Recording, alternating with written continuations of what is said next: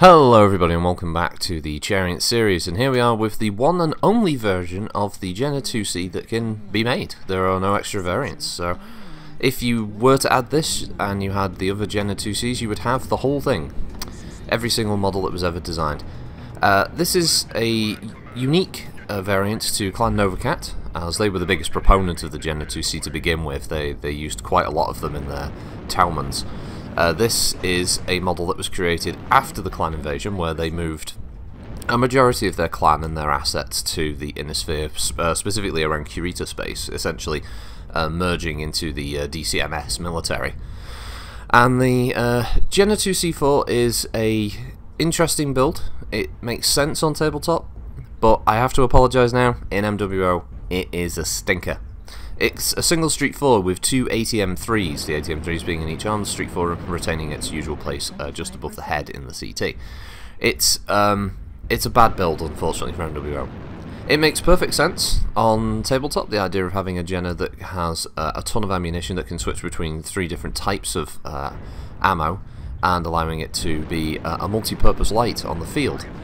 But in MWO, the problem is the sheer number of missiles it's firing is not enough to overcome a half-equipped team with AMS. It's just not going to work, unfortunately. In MWO's world of deathballs, and obviously the power of missiles can't be denied. So most, smart players will bring an AMS system if they can, and in your average team you're going to get, what, 4 or 5 mechs at least? And in a deathball that's more than enough coverage. Now, sometimes you get teams with even more AMS, and that's the problem. I do a pitiful 90 damage in this. I tried many times within an hour and a half, recording drop after drop after drop of this thing. The best I ever did was 99 damage, but the problem with that one was it was a complete steamroll, and it just... At least there was a bit more... I thought this match there was at least a bit more going on, there was a bit more of a fight, and I was very panicked at one point, just trying to stay alive. But yeah, the Jenner IIC-4, it just doesn't work, sadly, in the realms of MWO. What's up, Suts? No, you don't like it either, do you, missus? She has to have her part of the conversation. Yeah, sadly, it's just woefully underpowered here. Definitely not a light configuration to take, unless you get that lucky match where there is no AMS on the enemy team, but that's so rare. But this isn't a statement to say that light mechs with lots of missiles don't work. Of course, there are plenty of multiple LRM5 builds out there. You've got the Arctic Wolf, for instance, that can do that kind of thing.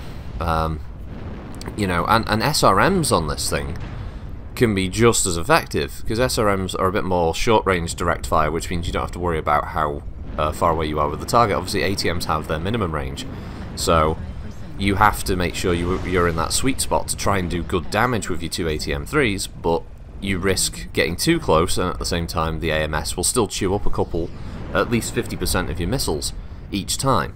And that was the trouble that you'll have with this, whereas at least with SRMs you can just dump them straight in, and they move a bit quicker as well, so the AMS systems have a harder time shooting them down. But you can see I'm trying to fire a few here, and there's just one AMS that just eats them. Maybe 2 missiles or 3 missiles get through, but it's hardly enough damage to really be that big of an impact on the enemy team. So yeah, although I like the configuration, it's certainly a fun and different build for the Jenner, which traditionally has either had a focus on just straight up SRM attacks or having a lot of small lasers.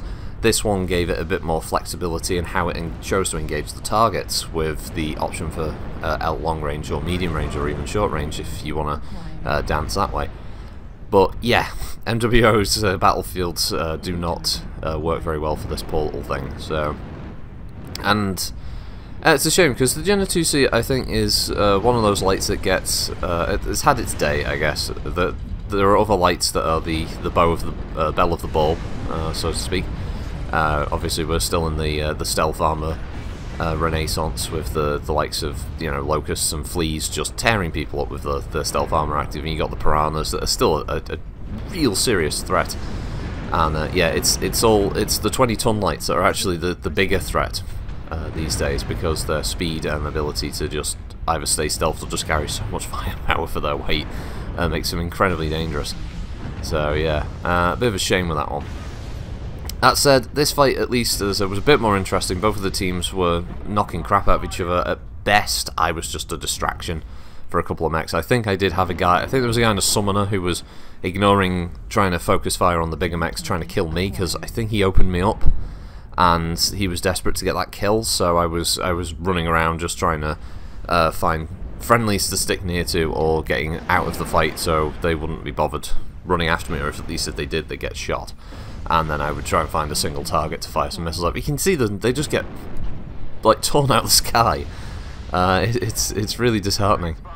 But yeah, that's, you know, that's the downside. It's smart of players to take AMS. That's what it's there for. It's to stop mechs like this being able to just harass you constantly.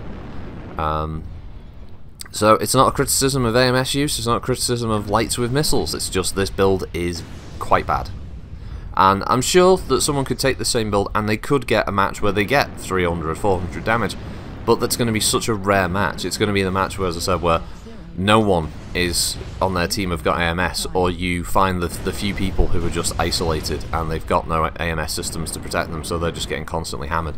But in a big death brawl like this, it's never going to happen. There's like even a mech with like dual AMS is more than enough to handle what you've got, and there's no shortage of dual AMS mechs out there either. I'd hate to think what coming up against a Kit Fox in this would be, because it's with the triple AMS arm, you're defunct. You've got no power. You can't shoot back because it will just shoot everything down. So yeah, that was the end of that one. Apologies again for that one being a bit of a wank one, but I could not get a good round out of this, unfortunately. But I did want to finish it for the series.